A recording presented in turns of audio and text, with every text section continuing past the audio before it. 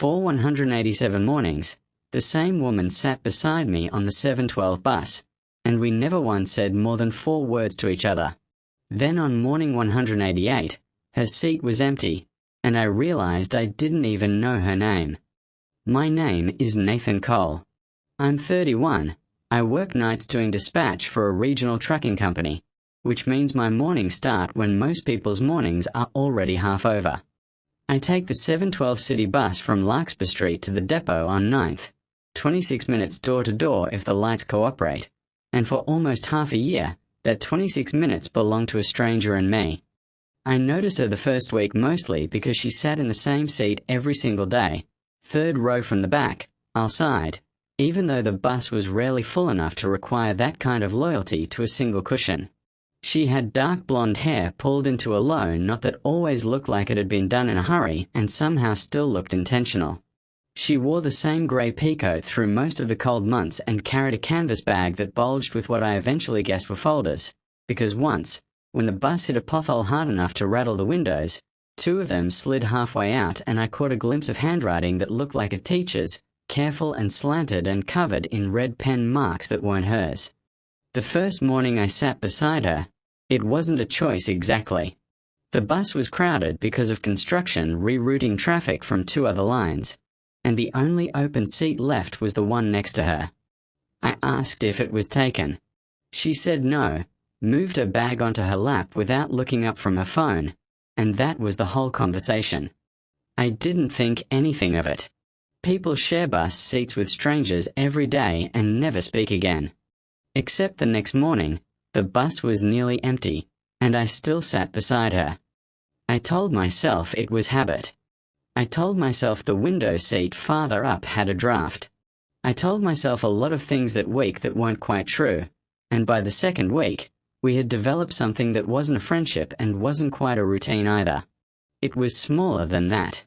It was just 2 people who occupied the same 26 minutes of the day and slowly, without ever deciding to, started occupying them together. She always got on 2 stops after me, at the corner by the laundromat with the flickering sign, and she always got off 3 stops before my stop, in front of a building with a faded mural of a sunrise on the side. She never spoke first. I learned that early.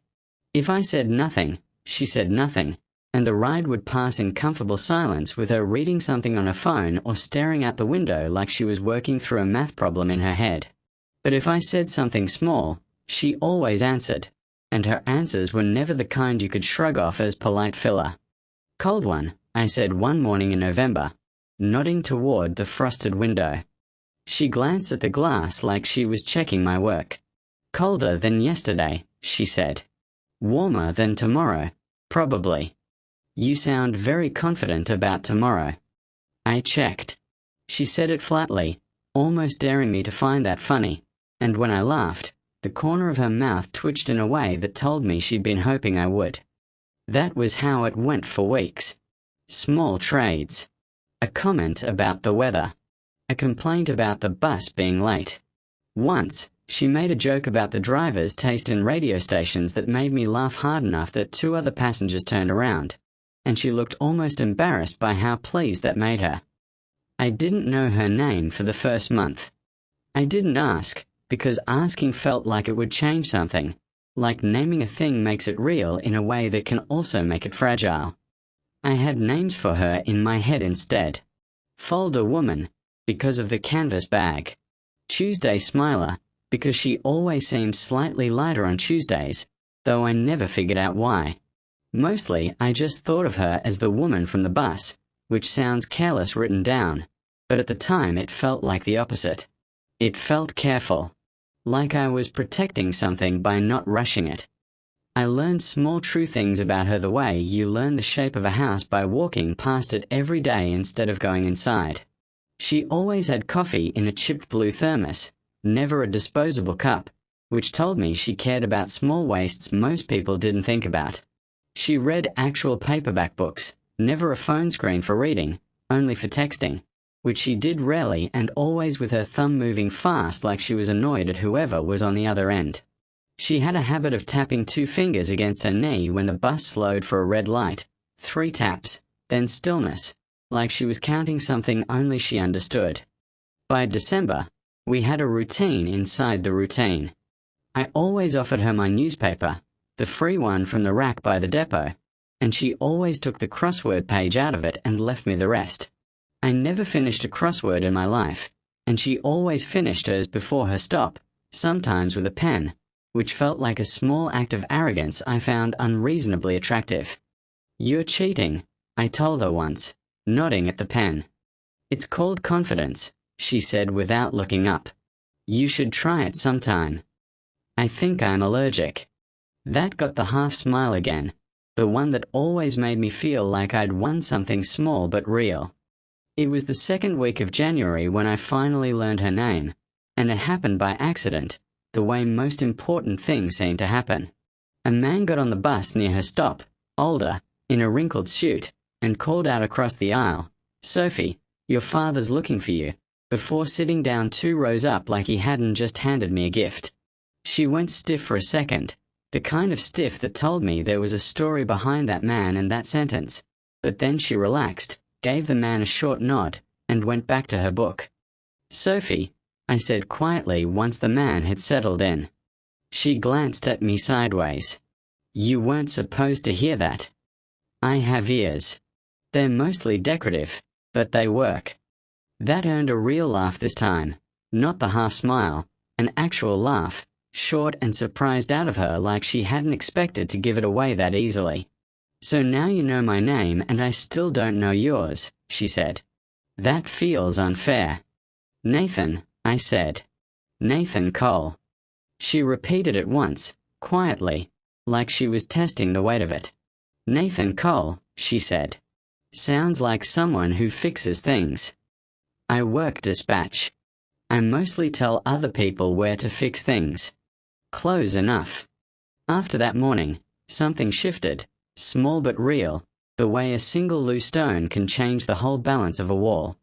We started talking more. Not about anything large, not at first.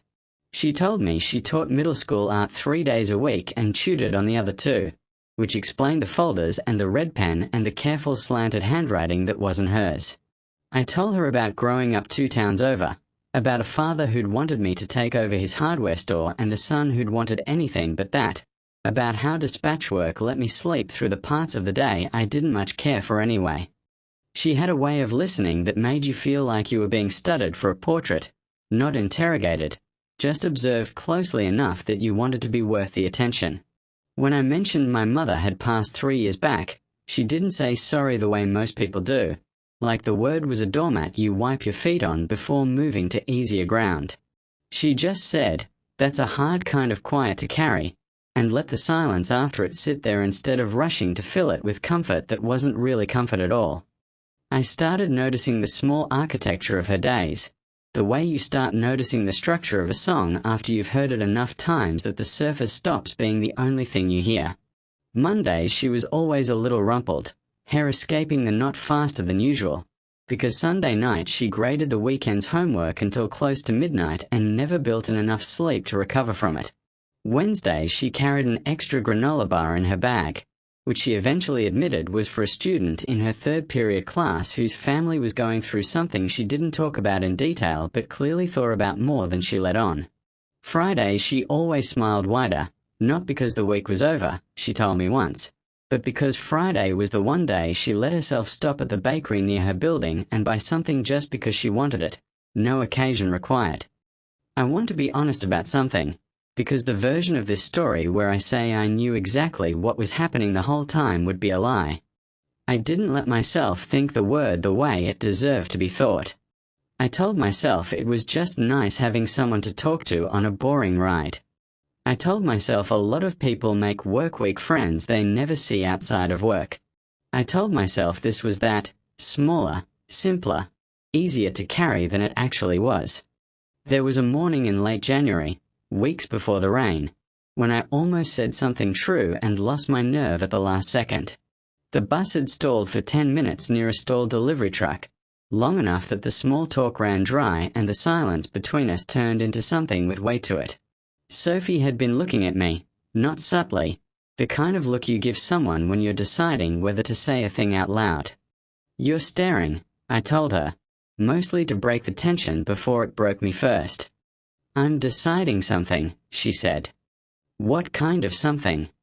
Whether you're the kind of person worth being honest with, or just the kind of person it's easy to be honest near because none of it actually matters to you." I didn't have a clever answer ready, which was rare for me by that point in our routine. I just said, "I'd like to find out which one I am too."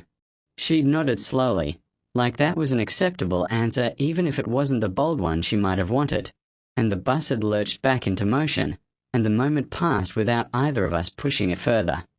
I thought about that exchange more than I admitted to her at the time. I think it was the first morning I let myself consider, however briefly, that this might become something neither of us could shrug off as just a pleasant way to pass 26 minutes. Then came the morning with the rain. It was the kind of February storm that turns every street into a river and every umbrella into a casualty, and the bus was running 15 minutes late because of flooding near the underpass. When it finally arrived, Sophie was already soaked through, her grey peacoat dark and nearly black with water, her hair stuck flat against her cheeks in a way that reminded me, strangely, of every storm-soaked moment in every story I'd ever half paid attention to. She dropped into the seat beside me, breathing hard, and for a second neither of us said anything. "You look like you fought the ocean and lost," I said. "I fought a bus schedule and a broken umbrella," she said. "Worse opponent." I had a spare hoodie in my bag from the gym I never actually went to, and I held it out without thinking too hard about it. She looked at it, then at me, like she was deciding whether accepting it would mean something. "Take it," I said. "You're going to teach a room full of 12-year-olds while shivering otherwise, and that sounds like a bad day for everyone involved." She took it. She put it on right there on the bus, sleeves too long, the gym logo faded from washing, and something about watching her pull my hoodie over her soaked hair made my chest do something I didn't have a polite word for yet. "Thank you," she said, quieter than her usual voice. "People don't usually notice when I'm struggling. I'm good at hiding it." I noticed. She looked at me then, really looked, the kind of look that makes a 26-minute bus ride feel like it's holding its breath. "I noticed too," she said, "that you notice things. Most people just look past me to wherever they're actually going. I don't think I've looked past you once." I hadn't meant to say it that plainly. It came out before I could dress it up in something safer, and for a second I thought I'd ruined the easy rhythm we'd built over 4 months of small talk and shared crosswords. But Sophie didn't pull away. She just held my eyes a beat longer than friendly conversation requires, and the bus rattled on through the rain, and neither of us said anything else for the rest of the ride, because some things don't need more words once they've already been said clearly enough.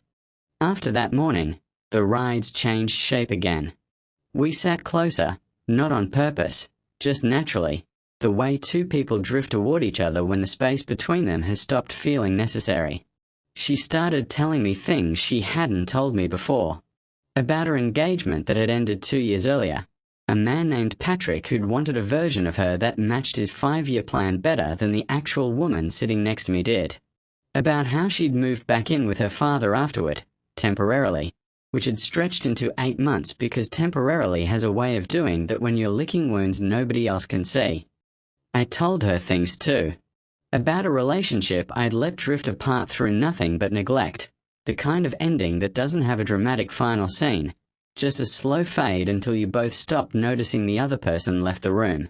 About how dispatch work, with its headsets and its schedules and its constant problem solving, had become a place to hide from a life I hadn't gotten around to building outside of work. "We are both professionally avoiding things," she said one morning, not unkindly.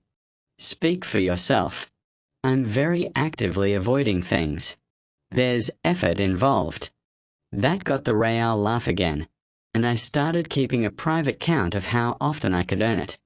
By March, I knew I looked forward to the 7:12 bus more than I looked forward to anything else in a given day, which should have told me something sooner than it did. I started timing my exit from my apartment to make sure I never missed it, Even on mornings the alarm fought me harder than usual. I started noticing things about her that had nothing to do with conversation. The small scar above her left eyebrow she never explained. The way she always smelled faintly like the lavender hand cream she kept in her bag. The particular crease that formed between her eyebrows when she was grading something difficult. We never called it anything. That was the strange part, looking back. We never used words like dating or seeing each other, because what we had didn't fit cleanly into either box. It was 26 minutes, twice removed from real life, suspended somewhere between strangers and something more, and maybe that suspension was part of why it felt so safe. Neither of us had to risk the rest of our lives on it. We only had to risk the bus ride. Looking back, I think that was a mistake. I think we both knew it was a mistake even while we were making it. The way you sometimes know a decision is wrong while you're still making it anyway because the alternative feels harder. There was a stretch in late February where I almost ruined it without meaning to. A co-worker from dispatch, a woman named Priya who worked the desk next to mine, had been asking me to grab dinner for weeks, friendly enough on the surface, though I think we both knew there was more underneath the invitation than just friendliness. I'd said no twice already, vague excuses about double shifts, but the third time she asked, standing by the break room with 2 coffees like she'd planned the moment carefully, I didn't have an excuse ready, and for one long uncomfortable second I almost said yes just to avoid the awkwardness of another refusal. I told Sophie about it the next morning, not because I felt guilty exactly, but because keeping it from her felt worse than the discomfort of saying it out loud. She listened the way she always listened, careful, unhurried, like she was deciding how much of her reaction to show me before she'd fully worked out what the reaction was. "Why are you telling me this?" she finally asked. "Because I don't want there to be things I'm not telling you. Even small things. Especially small things. Because those are the ones that turn into bigger things if you let them sit too long." She was quiet for a moment, watching the buildings slide past the window. "Patrick used to keep things from me," she said eventually. "Nothing dramatic. Small omissions. A lunch he didn't mention. A text he deleted before I could see it. By the time I found out how many small things had piled up, I didn't trust anything he told me anymore, even the true parts. I'm not Patrick." "I know," she said, and there was something almost fierce in the way she said it. "That's why I'm telling you this matters. Keep doing that. Keep telling me the small things." I did. From that morning on it became another quiet rule between us, never spoken outright but understood the way the best rules usually are, that nothing got buried, not even the uncomfortable, unflattering, mildly embarrassing things. It made the rest of what came easier to survive, because by the time her father's illness turned serious, we'd already built the habit of not hiding from each other, and habits like that don't disappear just because the stakes get higher. If anything, they get more necessary. Spring came, and with it came the morning everything cracked open. It was a Thursday. I remember that clearly because Thursdays were when she always seemed a little tired from grading through Wednesday nights. She got on at the laundromat stop like always, but something was different in the way she moved, careful, like she was holding something fragile she hadn't decided whether to set down. "You're quiet," I said once she'd settled into the seat. She looked at her hands instead of at me. "My father's sick," she said. "Worse than he's been letting on. The doctors used a word yesterday that I'm still not ready to repeat out loud." I didn't know what to say that wouldn't sound like every empty condolence she'd probably already received from people who didn't mean it the way I meant it, so I just put my hand over hers on the seat between us, and she let it stay there for the rest of the ride, gripping it tight enough that I felt it in my own knuckles after she finally let go of her stop. That's when I understood the shape of what was coming, even if I didn't want to name it yet. People don't disappear from your life by accident when something that large is happening in theirs. They disappear because the weight of everything else becomes too heavy to carry a 26-minute bus ride on top of it, even one that matters. For the next 2 weeks, she still showed up, though some mornings she looked like she hadn't slept, and some mornings she barely spoke at all, just sat close enough that I could tell my presence helped even when my words didn't. I learned more about her father in those 2 weeks than I had in the 4 months before. Robert Murrin, a retired contractor, the kind of man who'd built half the houses on his street with his own hands and now couldn't manage the stairs in one of them. She was splitting her days between teaching and sitting in hospital waiting rooms, between grading papers and filling out insurance forms, between being the calm one for her students and falling apart quietly in a hospital cafeteria where nobody was watching closely enough to notice. "I want to help," I told her one morning. "Not because I think you need saving. Because I'd rather be useful than just sit here being concerned at you." She almost smiled at that. "You can't fix a hospital bill with a wrench, Nathan." "No. But I can sit in a waiting room. I'm professionally good at sitting and being patient. It's basically my whole job." She didn't answer right away, but 2 days later, she texted me an address, the first time she'd ever texted me anything beyond a quick logistics note about the bus running late, and I showed up at that hospital after my shift ended, still in my work clothes, and sat with her for 3 hours while machines beeped quietly down the hall and her father slept through most of it. That was the day the 26 minutes stopped being the whole shape of us. We started seeing each other outside the bus, awkward at first, the way 2 people are awkward when they've built intimacy inside one very specific container and suddenly have to figure out if it survives outside of it. It did. If anything, it got easier, because now there was room for everything we hadn't had time to say in 26-minute increments. The hospital waiting room became its own strange chapter in all of this, one I hadn't expected to matter as much as it eventually did. I learned the rhythms of that place the way I'd once learned the rhythms of the bus, the particular squeak of the vending machine on the 3rd floor, the nurse named Carla who always slipped Sophie an extra pudding cup when her father's numbers weren't good, the chair by the window that nobody else seemed to want because the afternoon sun hit it directly and turned the whole corner unbearably warm by 3 o'clock. I started bringing 2 coffees instead of 1, then started bringing a 3rd for whichever nurse happened to be at the station closest to Robert's room, because small kindnesses seemed to multiply in places that needed them most. One evening, maybe 3 weeks into the worst of it, Sophie fell asleep in that warm corner chair with her head against my shoulder, exhausted past the point of fighting it, and I sat there for almost 2 hours without moving because I didn't want to wake her into a day that hadn't gotten any easier just because she'd closed her eyes for a while. Robert woke briefly during that stretch, lucid in the particular way dying people sometimes are, clear-eyed and unhurried, and he watched the 2 of us from his bed for a long moment before speaking. "She doesn't let many people see her tired," he said, voice rough from disuse. "You should know that's not nothing." "I know," I told him.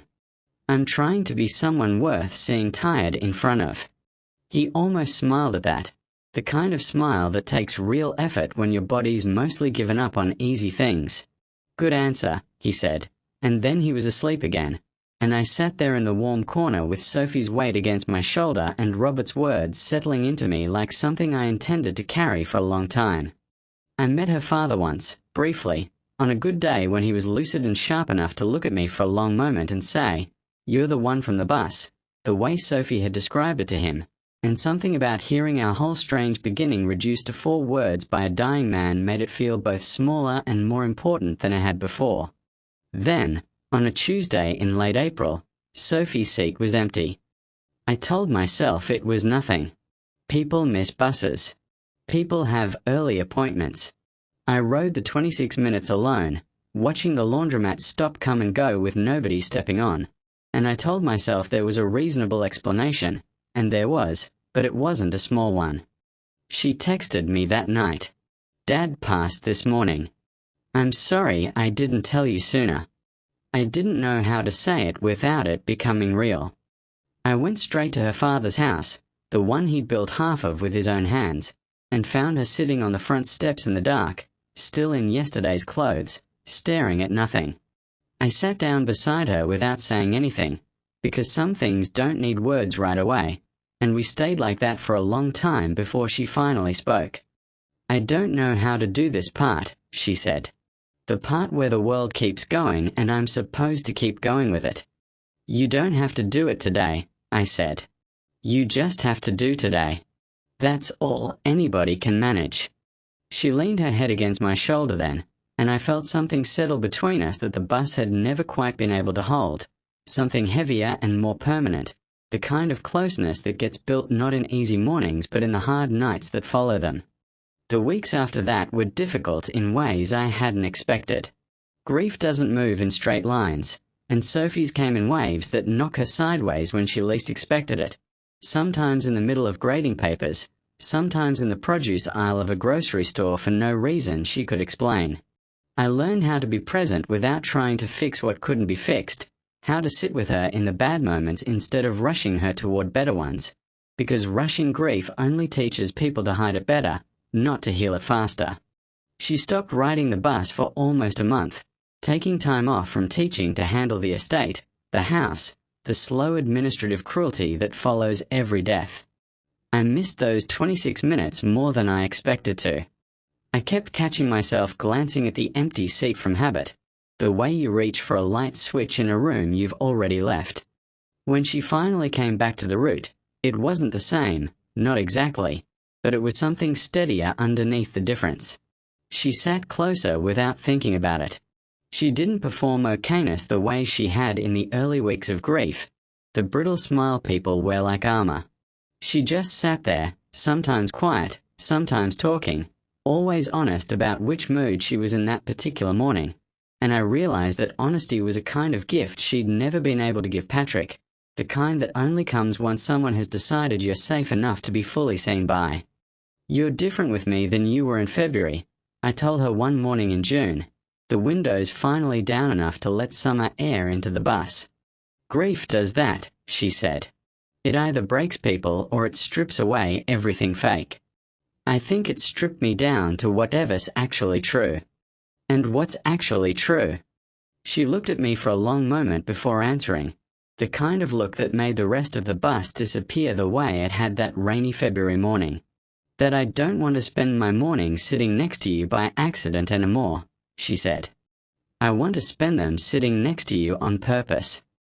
"I think I've wanted that since the second week," I admitted. "I just didn't have the nerve to say it until you did." "That's annoyingly honest of you." "I'm trying a new thing. It's called not avoiding everything." "How's that going?" "Terrifying. Worth it so far." She laughed, the real laugh, the one I'd been quietly collecting for months, and something about hearing it after everything we'd survived together felt like a kind of proof that the hardest seasons don't have to end the story. Sometimes they just clear enough space for the better part of it to begin. We made it official that summer, nothing dramatic, no grand declaration, just two people who'd already built something real deciding to stop pretending the bus ride was the whole boundary of it. I met her sister at a barbecue that August, awkward at first because Sophie's sister had strong opinions about Patrick that took a while to soften into curiosity about me instead. I introduced her to my father at the hardware store, where she spent 20 minutes asking him questions about lumber grades that made him light up in a way I hadn't seen since before my mother passed. And afterward he pulled me aside and said, "That one asks real questions, Nathan, hold on to that," like it was the only advice he had left to give me and he wanted to make sure I caught it. Patrick resurfaced once that fall, the way old relationships sometimes do, uninvited and badly timed. Sophie ran into him at a hardware store of all places, not my father's, a different one across town, while picking up paint for the house she was finally ready to sell. He'd heard through some mutual friend that she was seeing someone, and he'd apparently decided that was information worth acting on, because 2 days later he showed up outside her school at pickup time, leaning against his car with the kind of casual confidence that only men who've never had to work for anything seem to carry. She told me about it that evening, sitting on the back steps of the house she'd grown up in, voice-tight in a way I hadn't heard from her since the worst weeks of the grief. "What did he want?" I asked. "He said he made a mistake. He said he'd been thinking about me since he heard I was seeing someone, which is a strange kind of timing if you think about it. He didn't think about me when I needed him to think about me. He thought about me the second I stopped being available." "How did you leave it?" I told him the version of me he wanted back doesn't exist anymore. She looked at me sideways, something steady returning to her voice. I told him I found someone who doesn't need me to be smaller to feel comfortable around me. I didn't say anything for a moment, just let that settle the way the best truths need room to settle. Then I asked the question I probably shouldn't have asked, the kind that comes from insecurity dressed up as curiosity. Did any part of you want to say yes? She turned to look at me fully then. No, she said, not unkindly, but firmly enough that I believed it completely. Patrick offered me comfort with conditions attached. You offered me honesty without asking for anything back. Those aren't even the same category of thing, Nathan. That answer did something to loosen a knot in my chest I hadn't realized I'd been carrying since she told me about him at the hardware store. I told her so. She laughed, the real laugh, and said I was allowed exactly 1 moment of jealousy a year and I'd use mine early, which meant I owed her something nice to make up for it. I took her to dinner the following weekend at the kind of restaurant neither of us could really afford, and neither of us cared, because some debts are worth paying twice over. By the following spring, exactly 1 year after that empty seat on a Tuesday morning, we moved in together, into a small house 2 streets over from where her father's house had stood, close enough that she could still walk past it sometimes when she needed to remember him, far enough that the house we built together stayed entirely our own. We still ride the bus sometimes, even though neither of us strictly needs to anymore, because some mornings call for 26 minutes of nothing but each other and a chipped blue thermos and a crossword she finishes faster than I ever will. The driver changed twice over the years. The laundromat got a new sign. The mural of the sunrise finally got repainted after fading for a decade. Brighter now than it ever was when I first noticed it through a bus window beside a stranger I hadn't yet learned to call anything but the woman from the bus.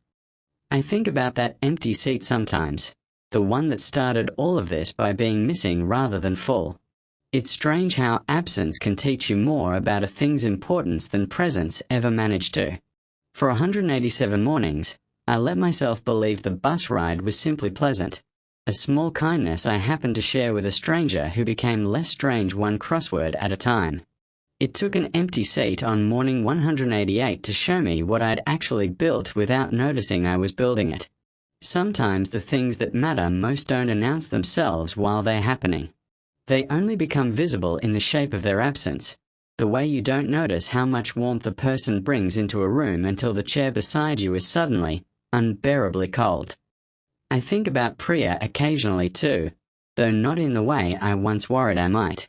She left the dispatch company a year or so later for a job in another city, and before she left she stopped by my desk one last time and said, "For what it's worth, I'm glad you told her about the coffee thing." Most guys wouldn't have. I asked her how she knew about that, and she just smiled and said small officers don't keep many secrets, then wished me well and walked out, and I never saw her again. It's a strange thing, how the people who almost become part of your story sometimes end up teaching you something about the story you actually chose instead. Sophie still teaches art 3 days a week, though she dropped the tutoring once her schedule with me made the extra hours feel less necessary than they used to. She kept her father's chipped blue thermos, refusing to replace it even after the lid stopped sealing properly, because some objects carry more weight than their function, and she'd rather deal with a slow leak than lose the last thing that still smelled faintly like him on cold mornings. I kept the faded gym hoodie too, the one I handed her in the rain, even though it doesn't fit me the same way anymore and she's the one who wears it most these days, curled up on the couch on Sunday evenings while she grades papers with the same careful, slanted red pen marks I first glimpsed sliding out of her canvas bag on a crowded bus in October. We talk sometimes about how different things might have gone if I hadn't sat beside her that first crowded morning, if the construction reroute hadn't happened, if some other passenger had taken that seat instead and the two of us had simply ridden past each other in parallel for months without ever quite touching. It's an uncomfortable thought, the fragility of it, how something this large in both of our lives hinged on something as small as a delayed construction crew and a city bus running one route instead of another. But I've decided not to dwell on the version of life where it didn't happen, because the version where it did is the only one that matters now, and I'd rather spend my remaining mornings grateful for it than wondering about the ones that got away before they even started. Last month, She finished the crossword early and slid it over to me with one clue circled. For letters, she said. Clue is, the thing that starts as routine and ends as everything. I looked at it for a long time before I wrote in the only word that fit. Home. She smiled the way she only smiles when something has landed exactly right, and outside the window, the city kept moving past us the same way it always had, except now none of it felt like background to a life I was avoiding. It felt like the life itself, 26 minutes at a time, built slowly out of small talk and shared crosswords and a hoodie handed over in the rain, until one ordinary Tuesday turned into every Tuesday after it. Have you ever had someone become essential to your life without either of you ever planning for it? Someone whose value you only fully understood once you imagined a version of your routine without them in it? A person who started as nothing more than a familiar face in a routine, and slowly became the whole reason the routine mattered? Tell me about them in the comments below. And if a story like this has ever happened to you, or if you're still waiting for your own version of that empty seat to finally make sense, I want to hear it. If you like this one, leave a like, subscribe for more stories like it, and I'll see you in the next video.